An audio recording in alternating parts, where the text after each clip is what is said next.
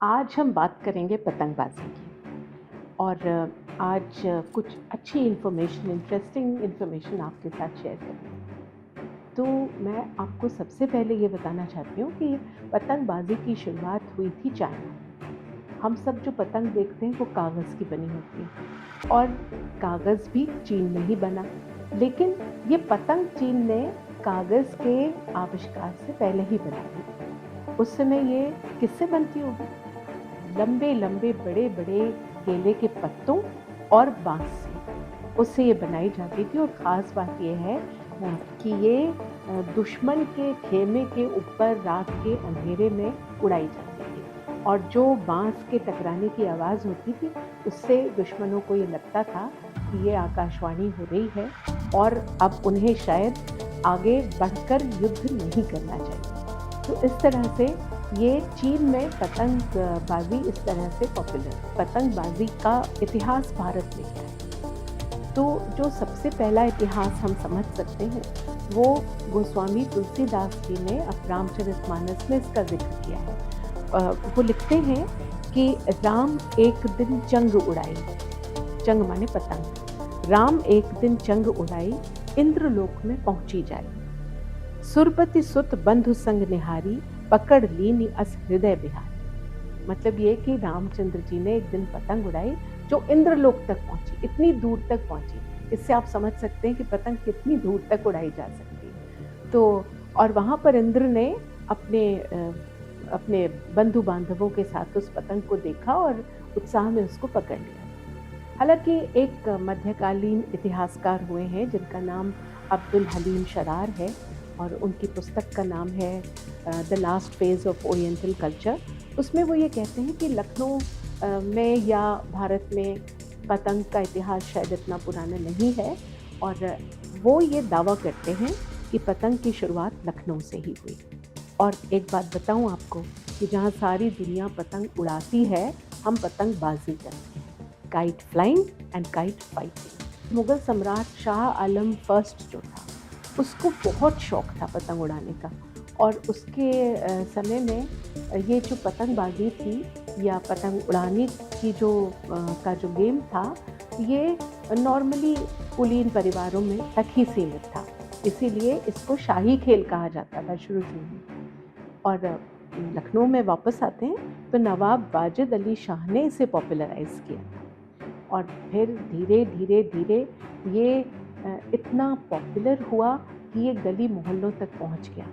और एक बहुत मज़ेदार बात ये, आप क्रिकेट तो सभी देखते होंगे और इस बात को ज़रूर जानते होंगे कि जो 3 विकेट एक साथ ले लेता है, उसके लिए हैट्रिक शब्द का इस्तेमाल किया जाता है। नवाब वाजिद अली शाह के समय में जो पतंगबाज 9 पतंग लगातार काट देता था, उसे 9 शेरवान कहा जाता था। और ये पतंगबाजी की परंपरा तो उस समय भी देखने को मिली जिस समय भारत में ब्रिटिश राज था और भारत में लखनऊ में साइमन कमीशन आया था। उस समय भारतीय राष्ट्रवादियों को जो लखनऊ में थे, उन्हें जॉन साइमन से या साइमन कमीशन से मिलने की अनुमति नहीं दी थी ब्रिटिश प्रशासन ने। और उस समय अपना विरोध कैसे प्रकट किया लखनऊ वासियों ने?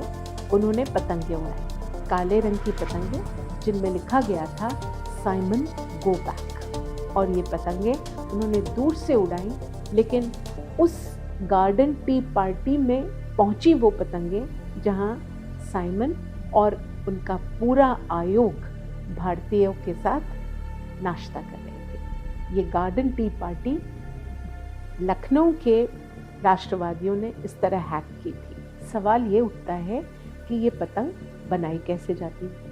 आपके मन में भी आता होगा ज़रूर से। तो इसको बनाने के लिए पहले समय में, पुराने समय में एक फ्रेम लिया जाता था जो कि बांस का होता था। उसमें एक बैक स्टिक होती थी, बीच की एक रेखा होती थी जिसको थड्डी कहा जाता था और एक बो की तरह धनुष के आकार की बांस का बांस होता था जिसको कि कांप कहा जाता था। तो पहले समय में ऐसे 2 फ्रेम्स तैयार किए जाते थे, उनके बीच में कागज़ लगाया जाता था और फिर कागज़ को फोल्ड कर दिया जाता था, पतंग बनती थी। उसको तुक्कल कहा जाता था। उस तरीके की पतंग को तुक्कल कहा जाता था। और ये जो होती थी पुराने समय में या पहले शुरुआती दौर में, ये जैसे चाइनीज़ लैंटर्न होता है उस शेप में बनाई जाती थी। मतलब कुछ इस शेप की होती थी। उसके नीचे एक कॉटन के बॉल का बॉल बना करके उस कपड़े को तेल में डुबो करके उसको स्ट्रिंग से बांध दिया जाता था और उसे रात को उड़ाया जाता था। जब वो जलते हुए उड़ता था तो ऐसा लगता था जैसे आकाशदीप चल रहा है। आप देखते होंगे आजकल भी दिवाली में इस तरह के आकाशदीप नज़र आते हैं आसमान में, तो ये उस तरह से बनाई जाती थी। आसमान में उड़ती हुई पतंगें बहुत अलग-अलग शेप्स और साइज़ेस की होती हैं, आपने देखा होगा। कुछ बड़ी होती हैं, कुछ छोटी। तो लखनऊ में जो बड़ी पतंगें होती हैं उन्हें कनकौआ कहा जाता है और जो छोटी उनको कनकैया कहा जाता है। इसके अलावा भी एक पतंग होती थी जिसके 6 कोने होते थे और उसको दुक्कल कहते थे। इसके अलावा जो छोटे बीच के साइज़ की पतंग होती थी उसे बड़े प्यार से मंझोली कहा जाता था। एक तरीके की पतंग होती थी जिसे पोंतई कहा जाता था, पोंतावा कहा जाता था। या एक पतंग होती थी जिसे एक तावा कहा जाता था। एक तावा मतलब वो एक सिंगल शीट ऑफ पेपर से बनाई जाती थी। और एक ख़ास बात, ये जो हड्डी होती थी बीच में लगाई जाने वाली बैक स्टिक, ये बैक स्टिक का बाँस जो था ये मुर्शिदाबाद से आया करता था। और इस अब पतंग उड़ाने के लिए आपको डोर चाहिए, तो डोर भी अलग-अलग नाम से होती थी। अगर 13 तार की डोर बनी है, 13 धागे लगाए गए तो 13 तारी, 11 लगे तो 11 तारी, 7 लगे तो 7 तारी और 5 लगे तो 5 तारी। और इन डोर को चरखी पे लपेट दिया जाता था। आपने हमेशा पतंगे जो देखी होंगी वो तिकोनी होती हैं, कुछ डायमंड शेप में। लेकिन मैं आज आपको एक ऐसी पतंग के बारे में बताऊंगी जो चौकोर होती थी और उसे चांग कहा जाता था, पर वो थोड़ी भारी होती थी। तो क्योंकि लखनऊ में पतंगबाजी होती थी, इसलिए अगर चांग और तुक्कल के बीच पतंगबाजी हुई तो चांग बेचारी अपनी जगह से हिल डुल नहीं पाती थी। तुक्कल हल्की होती थी और चारों तरफ से उसे लपेट करके काट देती थी। अब यहाँ ये जानना ज़रूरी है कि काटने के लिए किस चीज़ का इस्तेमाल किया जाता है। काटने के लिए होता था मांझा, और मांझा जो होता था ये डोर के पहले लगाया जाता था। और इसे बनाया कैसे जाता था, उस समय इसे ग्राउंडेड एग शेल्स या कांच और बहुत तरीके के मसाले, उनको पीस के, उड़द की दाल, इन सबको पीस करके इसका लेप बनाकर उसे धागे में लपेटा जाता था और फिर इसे सुखा करके इस तरह से मांझा बनाया जाता था। और ये मांझा डोर के आगे जोड़ दिया जाता था और इसका इस्तेमाल करके उस समय के लोग पतंगों को काटते थे और नौशेरवान बन जाते थे। आपने अक्सर देखा होगा कि पतंग के नीचे एक ट्रायंगुलर शेप लगा रहता है, उसको कहते थे पत्ता। और ये पत्ता कहाँ से आया? पहले नहीं था, ये बाद में आया।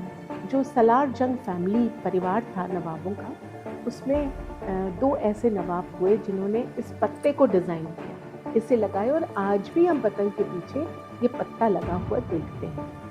तो ये धीरे धीरे इवॉल्व हुई, पतंग धीरे धीरे इवॉल्व हुई। और आपको मालूम है आज लखनऊ में जमघट के दिन पतंग उड़ाना एक शगुन माना जाता है। और पहले के समय में नवाब वाजिद अली शाह के समय में, जहाँ आज लखनऊ का KGMU है, मेडिकल कॉलेज है, उसके पास एक बहुत बड़ा विशाल ग्राउंड होता था। उस ग्राउंड में पतंगबाजी की जाती थी। आज अगर आप लखनऊ आएँ और बुद्धा पार्क जाएं तो समझ लीजिएगा आप उसी ज़मीन पे खड़े हैं जहां नवाबों के समय में पतंगबाजी की जाती थी। और वो पतंग डायमंड शेप की होती थी, ट्रायंगुलर होती थी, उनमें नीचे पत्ता लगा होता था, डोर होती थी, मांझा होता था और संभालने के लिए चरखी होती थी। पतंग उड़ाने की अलग अलग स्टाइल्स होती थी। यहाँ 2 स्टाइल्स फेमस थे। आज भी जो बच्चे पतंग उड़ाते हैं या जो लोग पतंग उड़ाते हैं वो मेरी बात को समझेंगे और आप भी उससे रिलेट करेंगे। एक होती है खींच और एक होती है बढ़ा। खींच माने फंसाना किसी पतंग को और खींच के उसको काट देना, और बढ़ा मतलब अपनी पतंग को इतनी ढील दे देना कि वो इतनी ऊंची पहुंच जाए कि वो उस पेच से बाहर निकल जाए। तो ये खींच और बढ़ा 2 स्टाइल्स होती थी। अब यहाँ हम ये कह सकते हैं कि जो रिच होते थे या जो रॉयल फैमिली के लोग होते थे या जो अफ़ोर्ड कर सकते थे, वो बढ़ा टेक्नीक से पतंग लड़ाते थे, क्योंकि उसके लिए ज़्यादा डोर चाहिए, ज़्यादा मांझा चाहिए। और जो छोटे बच्चे होते थे या जो थोड़े से सोशली, इकोनॉमिकली बहुत अच्छे नहीं होते थे, वो खींच कर वो टेक्नीक का इस्तेमाल करते थे, क्योंकि बच्चों को भी बहुत लंबी डोर के लिए पैसे शायद घर से नहीं मिलते होंगे।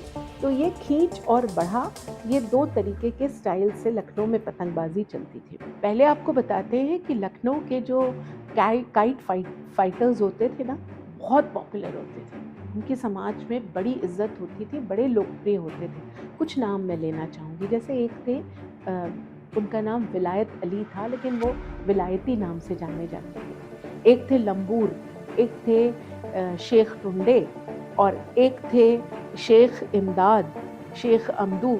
ये सब ऐसे लोग थे जिनका नाम बड़ी इज़्ज़त से लिया जाता था। अच्छा, एक बहुत इंटरेस्टिंग बात है, ये जो पतंगबाज़ी थी ना, ये केवल मर्दों तक ही सीमित नहीं थी। यहाँ पर तो ये इतनी पॉपुलर थी कि एक तवाइफ थी जिनका नाम खुर्शीद जली था, और वो खुर्शीद जली जो थी, वो कैसर बाग में उनका आवास था। वो वहाँ पर छज्जे से खड़े होकर अपनी छत से जब पतंग उड़ाती थी, तो देखने वालों की भीड़ लग जाती थी। और उनका एक जो सेवक होता था, वो चरखी पकड़े रहता था और वो पतंग लड़ाती थी, और इतनी ज़बरदस्त पतंगबाज थी कि आम तौर पे वो दूसरों की पतंग काट ही देती थी। और जब वो पतंग काटती थी ना, तो उसके बाद एक ठुमका लगाती थी और अपना डोर किसी और को सौंप कर आकर बैठ जाती। एक समय अवध में ज़बरदस्त अकाल पड़ा था, और उस समय ये लखनऊ की खासियत है कि मांगने वाला मांगने के लिए हाथ नहीं बढ़ाता, लेकिन देने वाला उसे दे देता है। आज भी ये परंपरा लखनऊ वासी निभाते हैं। तो उस समय नवाब वाजिद अली शाह जो थे, वो उन्होंने क्या किया था कि पतंगों के पीछे चांदी के टैसल्स लगा दिए थे, चांदी की झालरें जैसी, और वो पतंग वो उड़ाते थे या उनके लोग उड़ाते थे। और वो पतंग जो भी काटता था या लूटता था, वो पतंग लूटना भी एक बहुत मज़ेदार चीज़ थी, पतंग काटना और लूटना। तो जो भी उस पतंग को लूटता था, उसे लूटने के बाद वो या तो रॉयल ट्रेजरी में जा सकता था, या किसी भी सुनार के पास जा सकता था, या सरकारी दफ्तर में जा सकता था, और 5 रुपए उस टैसल के बदले में ले सकता था। बात करते हैं पतंगबाजी की अमेरिका और यूरोप के हवाले से।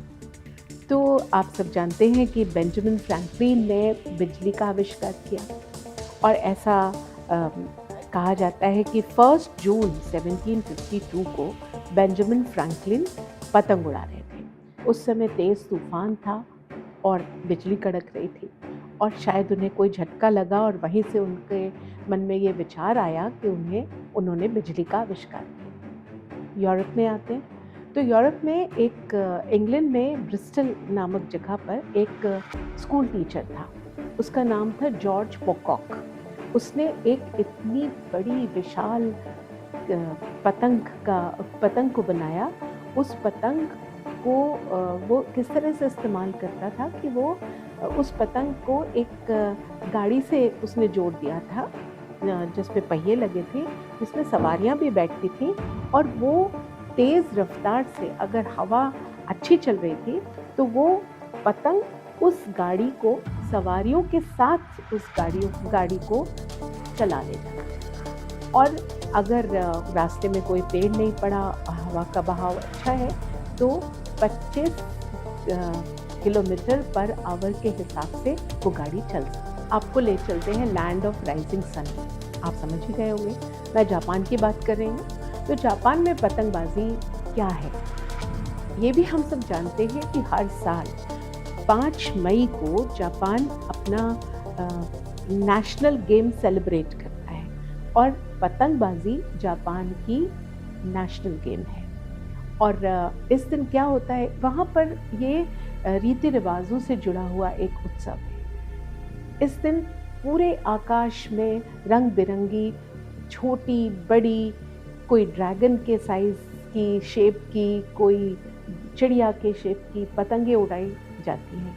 पूरा आकाश उससे आच्छादित रहता है। और ये जो पतंग है ये इसलिए उड़ाते हैं जापान के लोग क्योंकि इस दिन वो अपने परिवार के जो मेल मेंबर्स होते हैं उनके लिए दुआ करते हैं, उनकी लंबी आयु के लिए, उनके अच्छे स्वास्थ्य के लिए और उनके ऊपर से बुरी नज़र हटाने के लिए पतंगों को उड़ाया जाता है।